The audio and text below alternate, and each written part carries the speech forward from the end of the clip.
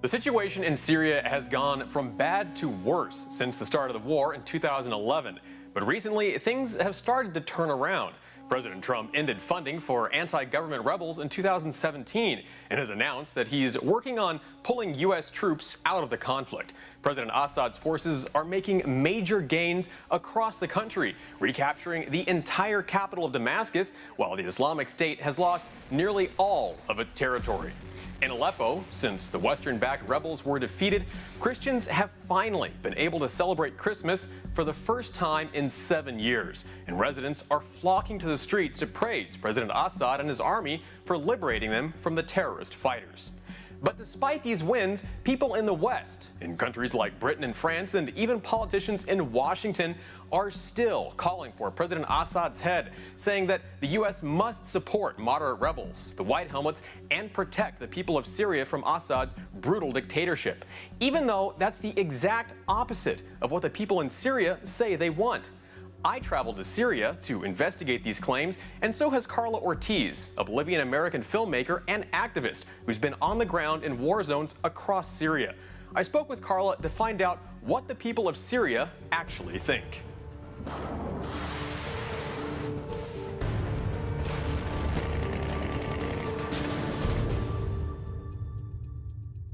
So a lot of Americans want to know why would our government lie to us? Why would they make these stories up if it's not the truth? Why should we believe these random people instead of our own government? Because they've lied about Libya and Iraq and Afghanistan.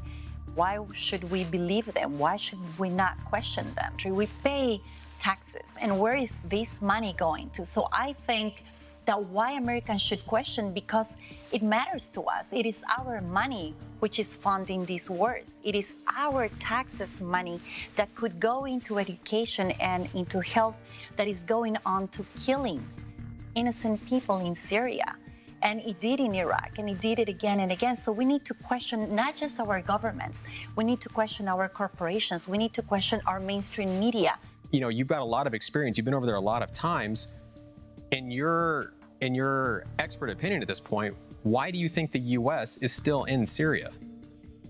Well, we still have a lot of interest. Number one, because we've invested a lot of money in Syria, and we've invested a lot of money into the mother rebels and these other organizations as well, and these supposed non-profit organizations that were apparently supporting humanitarian actions.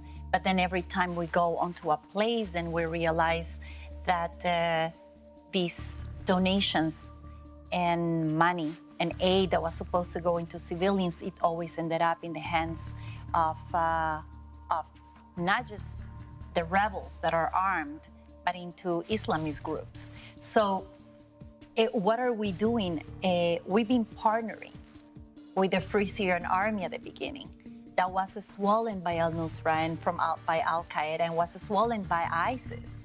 And we kept on feeding and sending money and arming to the so-called now Free Syrian Army that our own Pentagon has declared in 2013 that was finished. There were no more moderate rebels or friendly to the United States in 2013, but yet still we kept on sending weapons. So then there is a change of foreign policy when President Trump comes into power, and he says, okay, we change our foreign policy.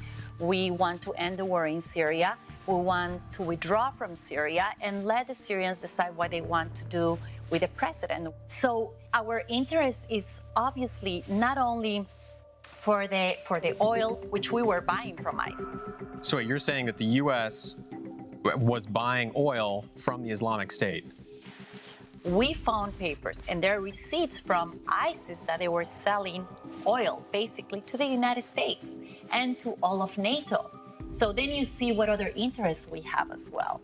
You know, on the end, we're not sending that many weapons anymore, but yes, guess what? We are buying the oil, and with the oil, with this money, they're buying the weapons. So every time a city is liberated, you go into the city that's been liberated and you find the weapons like serious weapons, missiles, and every kind of very advanced weaponry that is done in the United States and in Britain, in France, in Bulgaria. I'm talking about basically all of Europe, and chemical weapons in all the headquarters of terrorist groups. But yet, every chemical attack that happens, it's always blamed on the Syrian government. But all of a sudden, what you find or where you find is always in areas of the terrorists. Obama's out of power. President Trump is in power now. Since he has been in office, how has the situation changed for the Syrian people? Has it gotten better for everyday Syrians? After 7 years of war and not really understanding or knowing that this was going to last such a long time, Trump made a change in the foreign policy when he decided to become president. And I remember when he finally declared publicly and they announced the policy change, which was not a regime change anymore, that they were willing to work with Bashar al-Assad and they will be willing to, let the Syrian people decide what they wanted to be what they wanted to do with the president. Trump really tried to follow sort of his instinct into Syria, and he kind of tried to do the best for the Syrian people. Oh, a lot of people point to Aleppo and they say that Aleppo was liberated by the moderate rebels, and that when President Assad's forces came in and they took over the city, that they say Aleppo fell again to government forces. What's your response to that? The whole thing about Aleppo is that it's in a very strategic point. Aleppo was basically invaded by ISIS and taken, and they came from outside, because a lot of the leaders of these big terrorist groups are foreigners. They're not Syrians. So they came into Syria, and they were coordinating and working with all of the Western countries and the potential, powerful neighbor countries, which is Qatar, Saudi Arabia, and Turkey.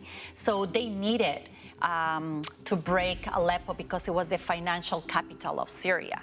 So all the companies, industries, factories, like the big money was coming from Aleppo. So they thought that by breaking Aleppo and taking over Aleppo, it was going to be easier to pursue the regime change.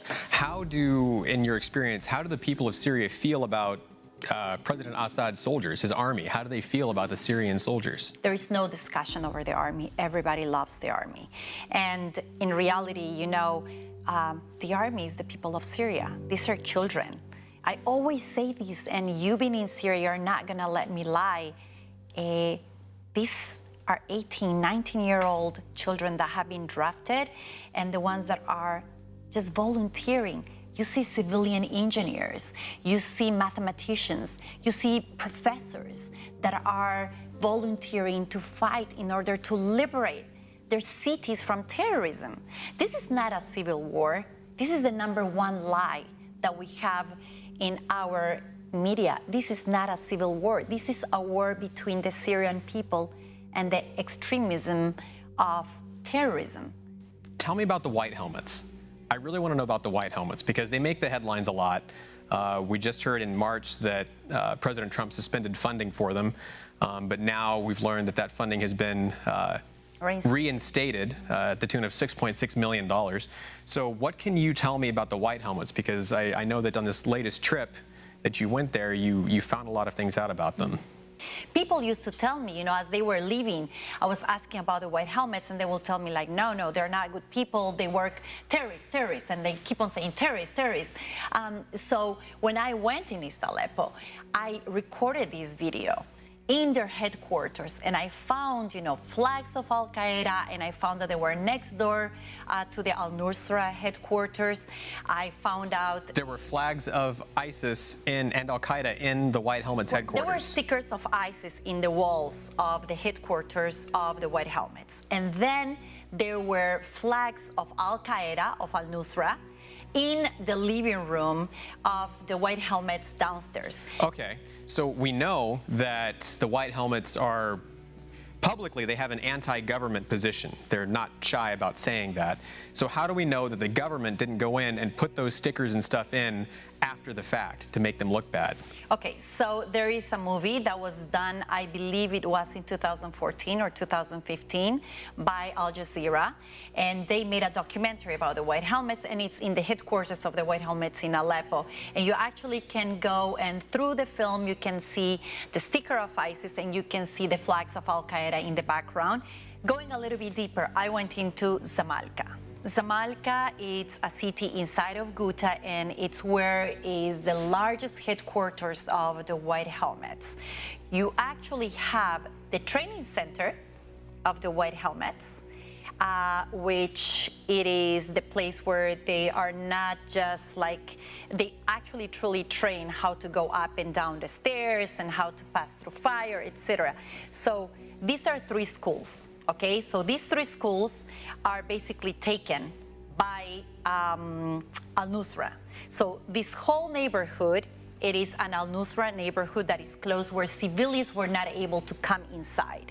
Inside this Al-Nusra neighborhood, the compound of the families and the bosses, I'm talking the heads of Al-Nusra, they took the 3 schools, just like in Aleppo, that I have in my video. The 3 schools, the first one is the training center of the White Helmets.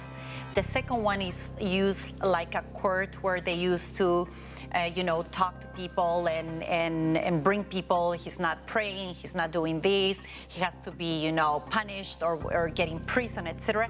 And then you have the third one, which is the third school, which was the prison for Al-Nusra. So the training center of the White Helmets is beside these 2 buildings. And then you have the compound of the White Helmets. I asked the people that were around there, they had no idea who the White Helmets were because they're saying, wait a second, no, because we had no way to get inside. Then in Zamalka, you go 10 minutes away from the training center, okay?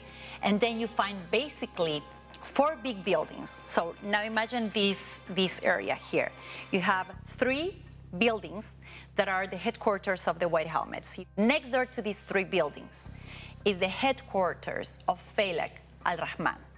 So Faylaq is another terrorist group that had links with the Free Syrian Army, but somehow had links as well with Al-Nusra that was sponsored by Turkey and by Qatar.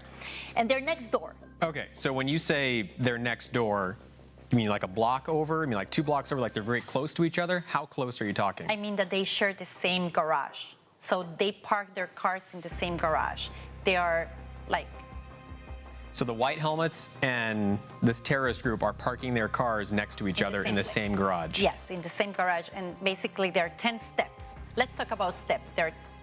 You walk 10 steps, and 10 steps you're in the headquarters of the White Helmets. So it would be... 10 steps you go to the headquarters of Faylaq. Then it would be very difficult for anyone to say, well, the White Helmets couldn't have known the terrorists were there. Exactly. So they make resolutions, like in the government, because they have their own law.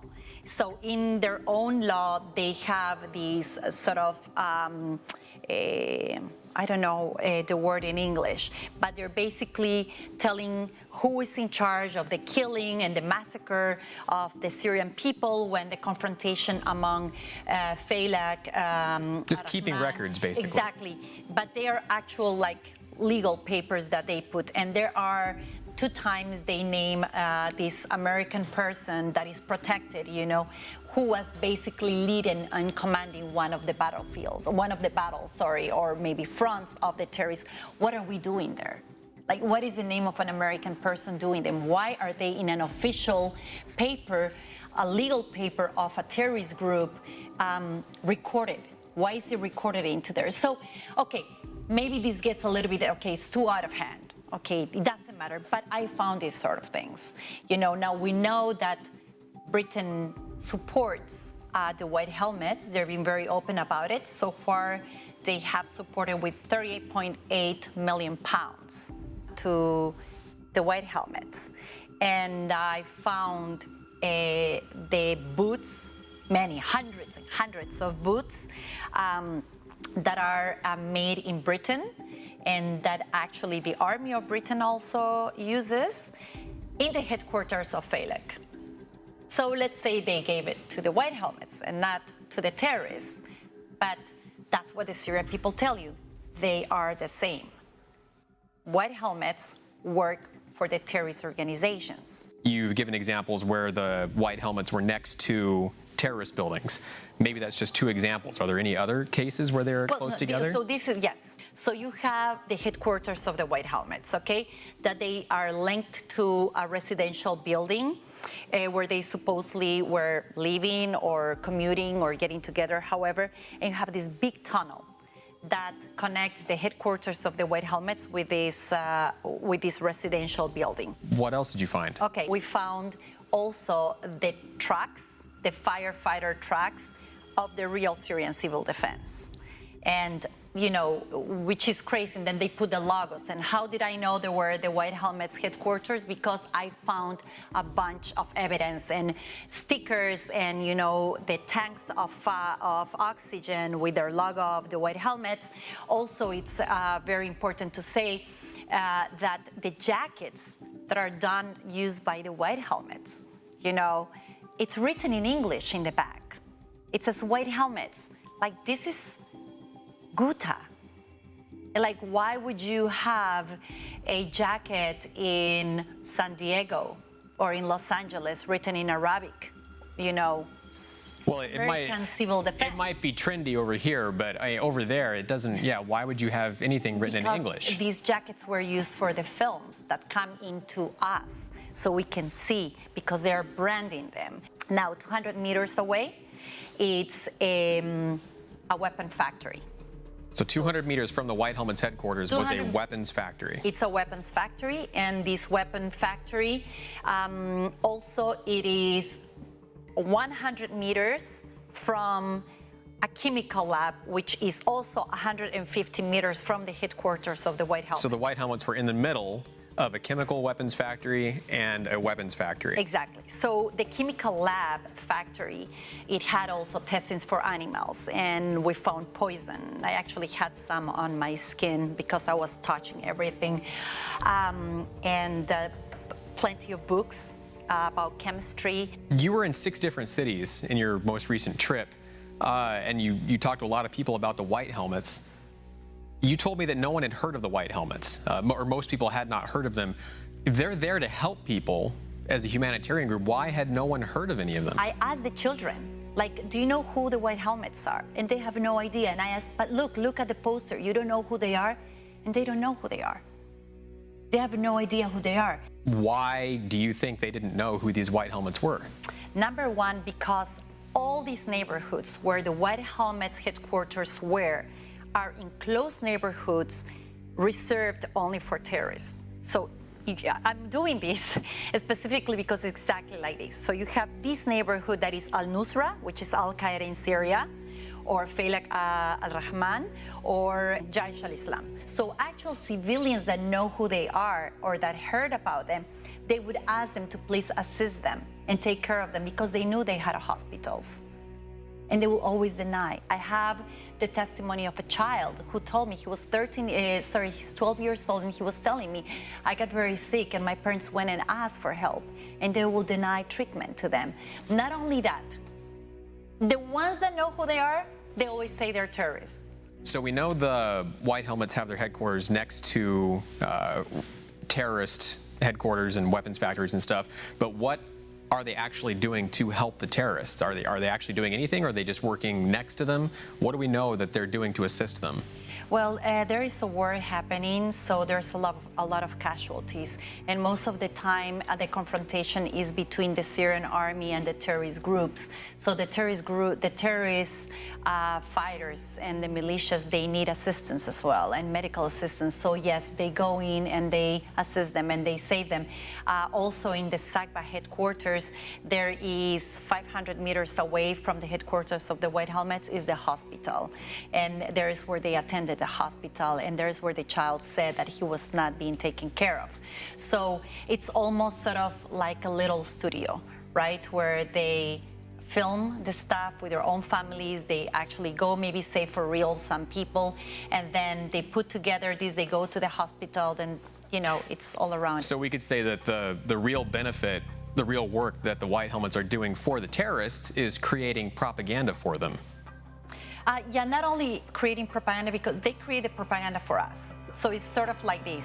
Okay, so apparently Assad is advancing now in Ghouta. He's taking over Ghouta. Okay, what are we going to do? Okay, well, let's show the world how he is gassing his own people. So let's make a false flag. So who is on the ground where the terrorist groups are being attacked by the Syrian army is the White Helmets. So the White Helmets go and produce this film of a chemical attack done by the horrific actions of the government of Syria or the Syrian army. So then we see these videos in all of our media. So they produce this propaganda for us. So we keep on funding and assisting and arming the terrorist groups that we call mother rebels that are killing the Syrian people.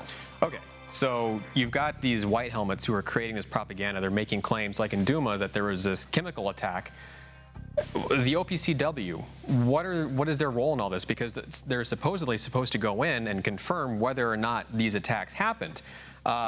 In February, they investigated Sarakib, and they said that there was, in fact, a chemical attack there.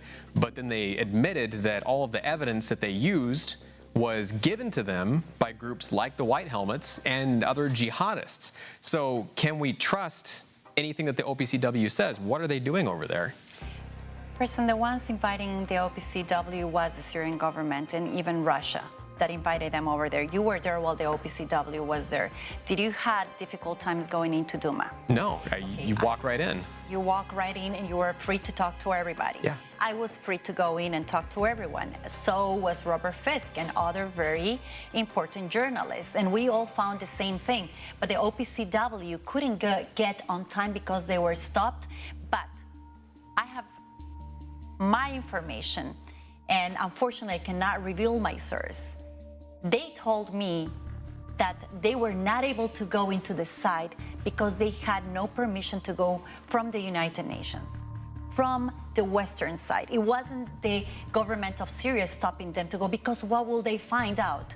They will find out the same thing that you and I found out. What else will they find out? That the laboratory of chemical weapons was actually 150 meters away from the headquarters of the White Helmets, because they will find out that the people in Tarma and the people in Sagbak still denounce the 2013 chemical attack that happened in Ghouta that was blaming to the government of Syria, and the special envoy of the United Nations, once was in the ground, found out that it was the terrorists and the rebels, the one who actually produced that terrorist attack. So have the OPCW, have they found at any point any credible evidence showing that President Assad or his government have used chemicals against civilians? Of course, they have plenty of evidence from the White Helmets. This is our problem. Our problem is that every single evidence that we have from any chemical attack comes from the White Helmets. Every single proof that has been given of the use of sarin gas to the OPCW was given by the White Helmets. The problem is that every no-fly zone ever indicted and obliged by the United Nations to the Syrian army, it's been by footage given by the White Helmets. Is this really a religious war? I mean, that's kind of what it's been painted as, that the Islamic State is coming in. They want to create a caliphate in Syria and Iraq and the Levant. So is that really what's happening? Is this a religious war? I don't want to turn this around, okay? But I want you to answer me one thing. Have you seen Syrians having a difference between religions inside of the places where you've been? Have you seen Syrians, whether they are whatever religion, hanging out? What is your perception about this? Well, no. Where I was staying in Damascus, there was right outside of my hotel, there was a Catholic church, and just on the next block, there was a mosque. And every day you would see Catholic priests walking by, and you would see Muslims walking past, and they'd wave at each other. And I mean, there was no conflict whatsoever. I've been in Syria for 2 years. 2 years. Eating, hanging out with them, being with them, sharing with all of them. Syrian people love each other. And that's what they're fighting. They're fighting secularity. They're fighting an inclusive Syria. They're fighting for a Syria that will respect and protect minorities. And that is exactly what extreme groups don't want. This is a lie about You know, everybody goes and keeps on saying, oh, it's the Sunnis trying to protect themselves from the Shiites in Syria. How is it possible? Still until today, 60% of the army in Syria, the Assad army in Syria, are Sunnis. The majority of the population in Syria are Sunnis. So how are you telling me that this is a civil war or is a religious war? It's a lie. When you actually have Christians and Muslims protecting each other. I have so many interviews where a Muslim is telling me how he got his back burned because he was trying to defend the church where his best friend grew up. And he used to go to this church as well. They are protecting each other. They're protecting the right of the girl being able to cover and uncover themselves whenever they want. They're fighting that extremism. It's not a religious war among them. They are fighting the entrance of this Wahhabism or extremism of the Sharia law or any sort of philosophy that will put them as one type of race or one religion.